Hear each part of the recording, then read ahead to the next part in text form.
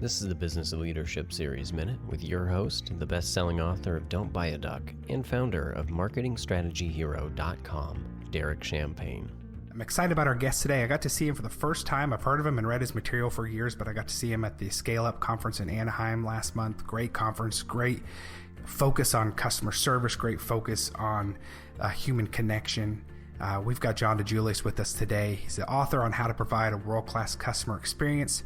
He's an international consultant, best-selling author of 2 books, works with companies like the Ritz-Carlton, Lexus, Starbucks, Nordstrom, Nestle, Chick-fil-A, Marriott Hotel, Cheesecake Factory, Progressive, Insurance, Harley-Davidson, State Farm, and many more.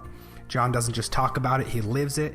He's a very successful entrepreneur. He's got a couple of companies. One is John Roberts Spa, which is a chain of upscale Cleveland locations, repeatedly named top 20 salons in America. And he's got the Dijulius Group. It's a consulting firm focused on changing the world by creating a customer service revolution. And I'm excited about his newer book, The Relationship Economy, Building Stronger Customer Connections in the Digital Age. John, thanks for being with us today. Thank you, Derek. Pleasure to be here. You talk in your book about relationship killers. Can you highlight a few of those?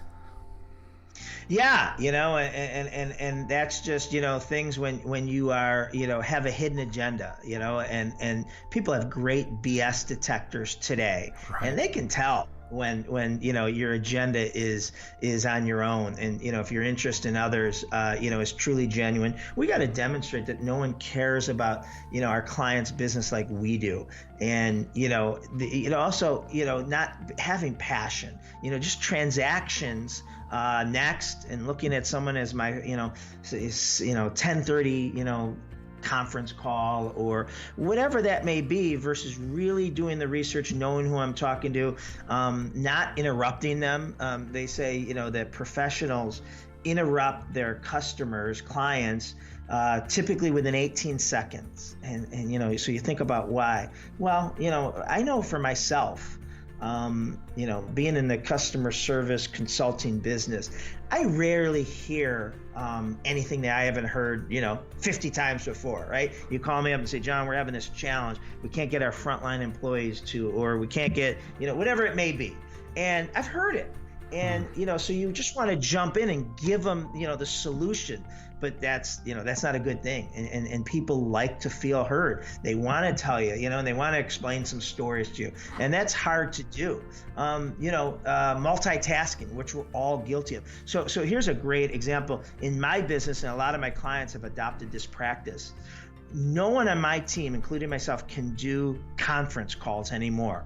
They have to be Skype, Zoom, video calls, where we see the other person, and if at the very least, that person can see us. Because when I see you and I say, man, Derek's a really nice guy, and he's laughing, and I also get to see Ford behind you. There's a picture of your family. There's a picture of the school you attended. There's a picture of your most recent vacation.